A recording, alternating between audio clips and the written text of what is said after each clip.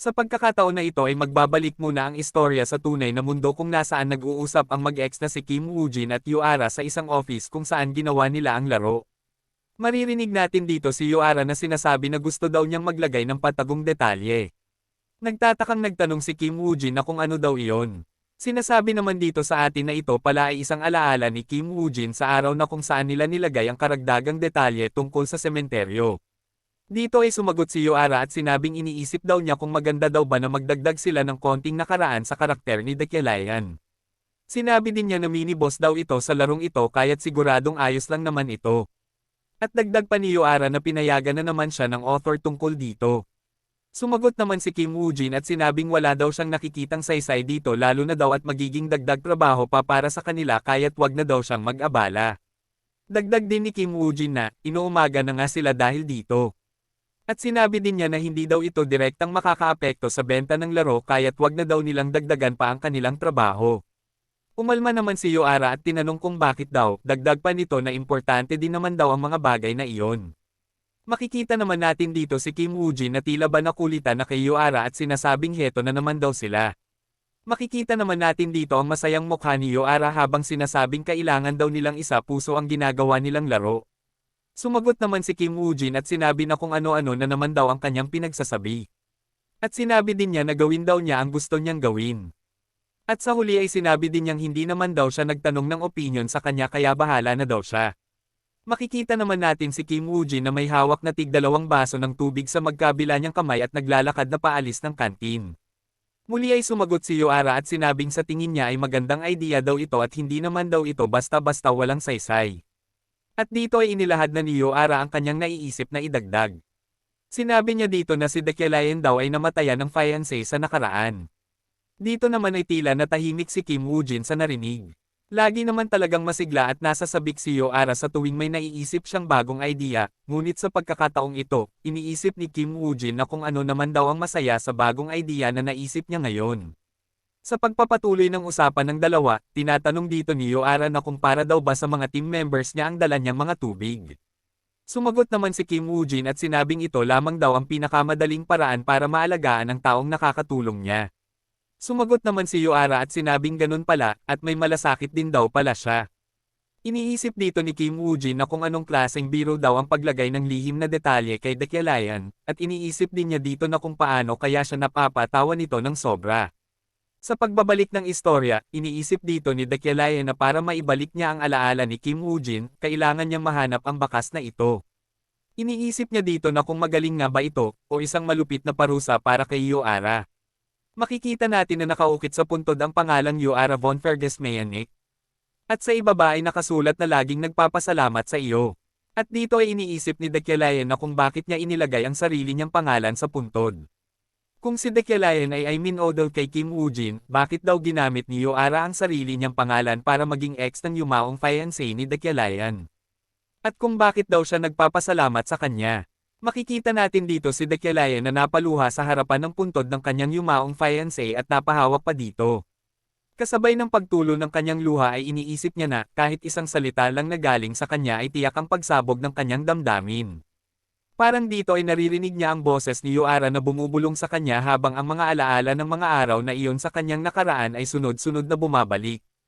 Katulad ng paraan ng kanyang pagpuri sa kanyang mga drawing habang nakangiti ng nahihiya. Katulad ng paraan ng pagbibigay niya ng jacket sa kanya noong siya ay nanginginig sa lamig sa isang malamig na gabi ng taglamig. Katulad ng paraan kung paano niya siya hawakan at sabihin na mahal siya nito. Katulad ng paraan na kung paano siya mag-alalay sa kanya sa tuwing siya ay napapagod. At ang 7 taon ng kanilang pagsasama. Ang lahat ng iyan ay ang alaala niya sa kanya. Sa gitna ng kanyang pagluluksa ay makikita natin ang isang lalaking lihim na nagmamasid sa kanya. Makikita natin ang gigil nito sa galit at sinasabing sa wakas daw ay natagpuan na rin niya itong walang hiyang mage. Dito ay naiisip ni Dekelayan na mabilis siyang naging mahinahon na parang wala daw nangyaring pag-iyak kanina lamang. Iniisip din niyang dahil sa personality ni Dekelayan ay napakadaling lagpasan ang mga ganitong klaseng sitwasyon. Hanggang sa may mapansin siyang anino sa kanyang harapan. Paglingon niya ay makikita niya ang isang lalaki at nasabing niyang kilala niya ito. Tinanong niya ito na kung siya daw ba si Lockhart. Makikita naman natin ang isang lalaki na may mahabang buhok at may hawak na patalim sa kanang kamay at may nag-uma pa na aura na nakapalibot sa kanyang katawan. Pagalit naman itong sumagot at sinabing, kilala niya daw pala siya. At sinabi ding hindi niya ito inaasahan. Dagdag pa niya na paanong ang mayabang at mapagmataas na mage ay nakilala ang tulad niya. Hindi naman nakapagsalita dito si Dakilayan at iniisip na itong si Lockhart ay tinaguriang The Wizard Killer. Sa istorya ng laro, si Lockhart ay isang mini-boss na kalaban na lumalabas lamang para sa mga mage na karakter. At ang dahilan kung bakit siya nagiging mortal na kalaban ng mage ay dahil sa kanyang kakayahan na mag-cancel ng lahat ng magic. Katulad ng sa ibang laro, ang pagka-cancel ay isang pandaraya. Makikita naman natin dito si Dakilayan na gumamit ng magic upang paangatin ang mga butil ng bato at patamain sa target na si Lockhart. Makikita din natin na nabigla si Lockhart sa ginawa ni Dakilayan. Sa susunod na nangyari ay makikita natin ang mga bato na ginamit ni Dakilayan para patamain kay Lockhart ay tila sumausaw lamang sa tubig dahil sa parang barrier na taglay ni Lockhart. Sinasabi dito na hindi lang ang pagka-cancel ng magic ang kakayahan ni Lockhart dahil ang kanyang mga katangian ay halos walang limitasyon. Maging ito man ay gamitan ng physical na lakas.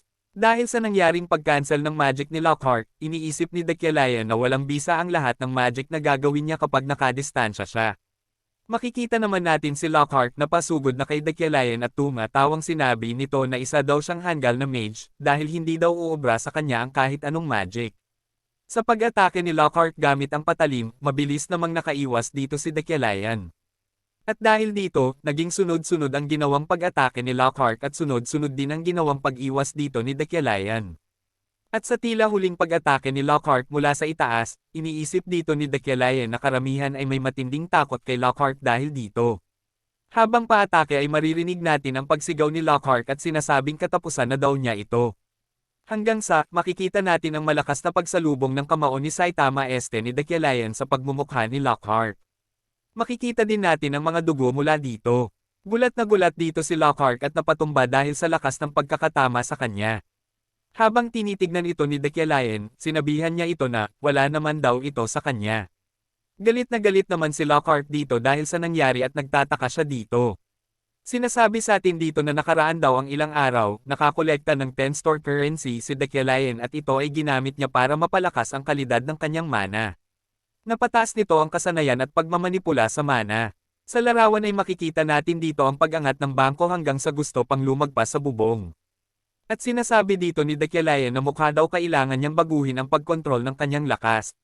Sinasabi niya dito na gusto lang naman sana niya itong ay angat ng kaunti. Ngunit, nagawa niyang palabasin ang mas malakas na puwersa gamit lamang ang mana na normal niyang ginagamit. Makikita natin ang Windows system na sinasabing in-apply daw ang improvements in mana quality at ito ay level 1. Sa kasunod na Windows system, sinasabi naman na maaari daw siyang maglabas ng mana ng mas madali kaysa dati. Dito ay iniisip niya na maaari din niya itong magamit ng mas malawakan pa na higit sa kanyang inaakala. Makikita naman natin dito si Dakilayan na naghubad ng kanyang damit at hinagis ito at kanya ding ginamitan ng mana habang sinasabi na kung paano naman daw kung itutuloy niya ang kanyang araw-araw na pag-e-ensayo. Dito ay hinawakan niya ang tubo na lagi naman niyang sinasabitin ngunit laking gulat niya dito. Makikita natin sa part na kanyang hinawakan ay nayupi at nagkaroon ng bakat ng kanyang kamay sa lakas ng pagkakakapit. Nagtataka dito si Dakilayan, ngunit kanya din namang napagtanto. Nasabi niya dito na sa hindi naman daw sa pagmamalabis ay umangat daw ang kanyang kakayahan bilang isang tao, sa kabuuan. At sa huling eksena ay makikita natin si Lockhart na hindi na kinaya ang suntok na natamo niya mula kay Dakilayan at ito ay dumapa na. Makikita natin ang Windows system na kanya daw natakasan ang pagkamatay kaya't may karagdagang 2 store currency na naman siya. Sa isip-isip ni Dakilayan na alam na daw niya ito. Ang paglago ng kalidad ng mana ay ang paglago din ng mga katangian nito. Sa katotohanan lang, kaya namang niyang manalo laban kay Lockhart gamit lamang ang katangian na Iron Man. Ngunit, dahil sa katangiang ito ay mas lalo pang pinalakas, ang laban ay naging mas madali pa kaysa sa kanyang inaakala.